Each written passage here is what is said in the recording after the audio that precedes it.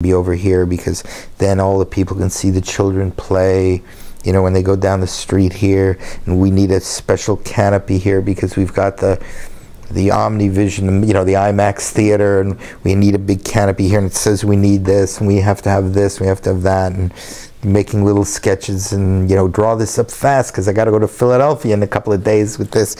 So I go to Philadelphia, and I've been working with Aldo for a little while, and he, you know, has a sense of how I work.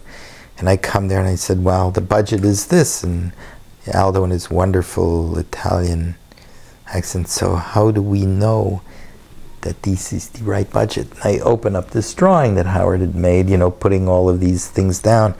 And one of his employees, who was brand new, was the project manager, looked at it and he said, my God, you've designed the whole project. And Aldo turned to him and he said, what's the matter with you? You don't got the pencil? This was not the design of the project. This was this putting together a composition of spaces that needed to be designed, that gave a sense of volume to that you could think about light in, and therefore you could put a number to it. So it was asking the questions? Was it asking the questions? It's only ask. That's all it is. It's just a straw man that one puts out there.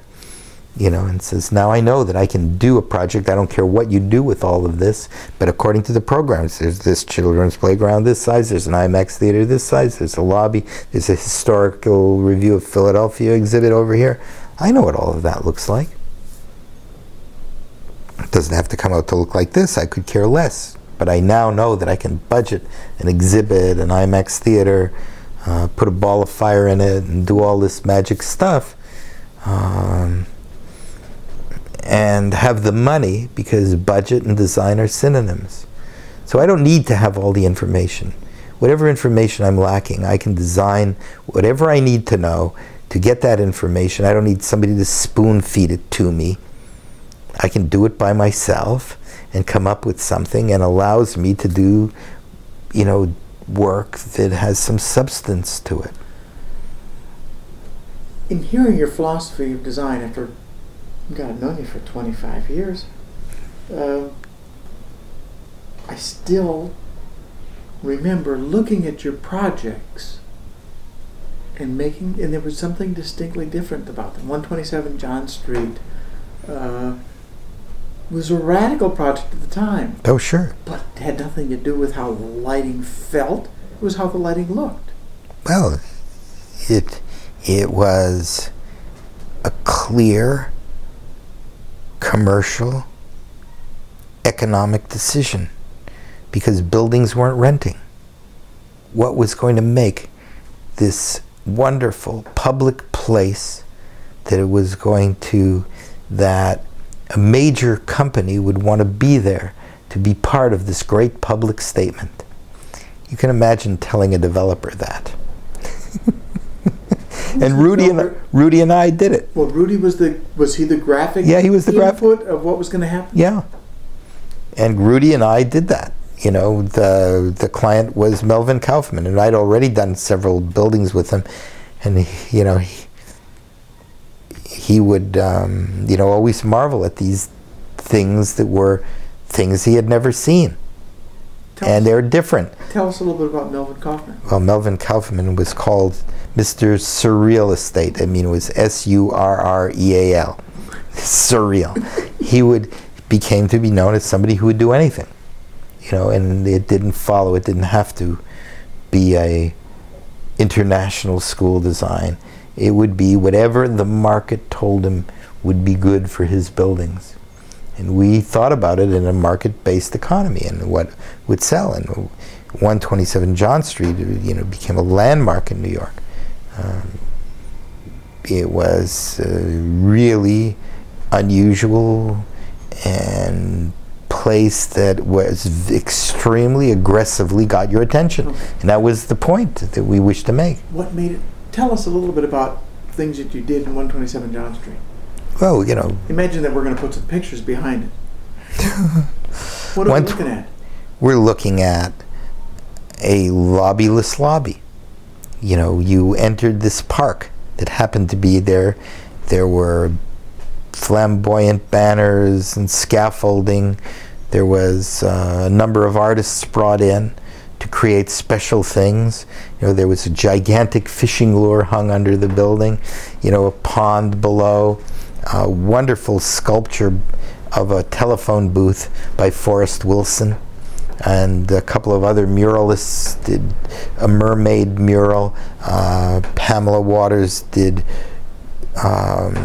like Alice in Wonderland chess pieces that were out there.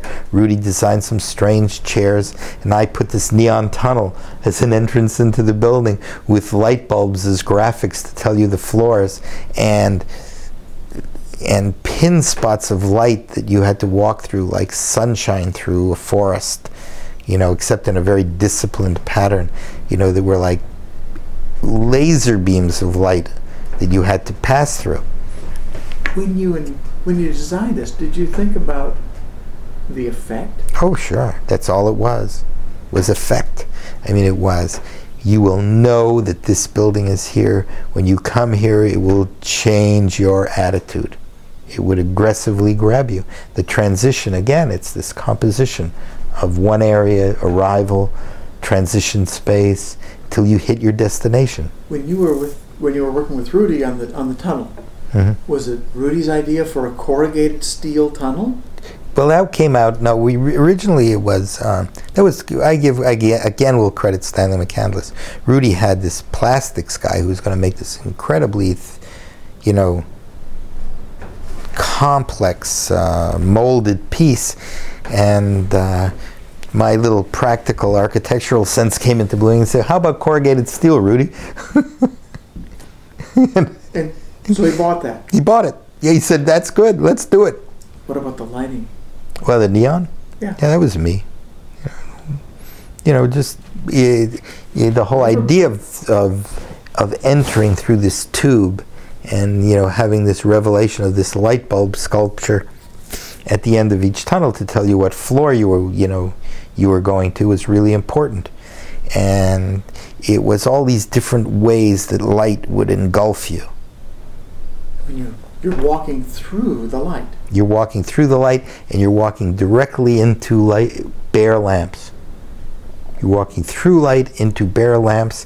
When you're walking through light, looking at bare lamps, when you exit the tunnel, you have this absolute rain of high intensity. There were 2,000 foot candles in each of those spots on the floor. You know, and nothing between them. Absolutely nothing. Went from 2,000 to 2. Did you have any problems selling the concept? No.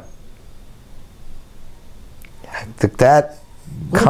the day the project opens, people come to a revolutionary project. What do they say? Well, there's always those, you know, who won't like it. You know, and it's so bizarre, and, you know, a lot of people felt that. In fact, I was wooing a very important client at the time. I was trying to get the project to be the lighting master planner for the Meadowlands Sports Complex. And the engineers and the architects and the authority guys came. And, the engineers, I was told, were going through that. This guy must have taken LSD when he did this job. You know, they could get the reference from the developer who was saying, "Hey, this job's sold." You know, don't laugh. I mean, you may think I can tell you he's a square guy. He doesn't take LSD. But the engineers were saying he had to be taking LSD. How much convincing did you have to make to Kaufman? Well, to do something this radical? You know, it was Rudy and I together saying, you know, that this is an important thing, and it's important that you know, you're one of the few guys who would have the courage to do as outrageous a thing as this. At the time, it was considered outrageous. And he said, "Yes, I do have the courage to do it. The worst thing that will happen is I'll have to rip it out." You know, and Melvin Kaufman was a great client, and he did many, many things, and he still does. We still do crazy things for Mel Kaufman, you know, 30 years later.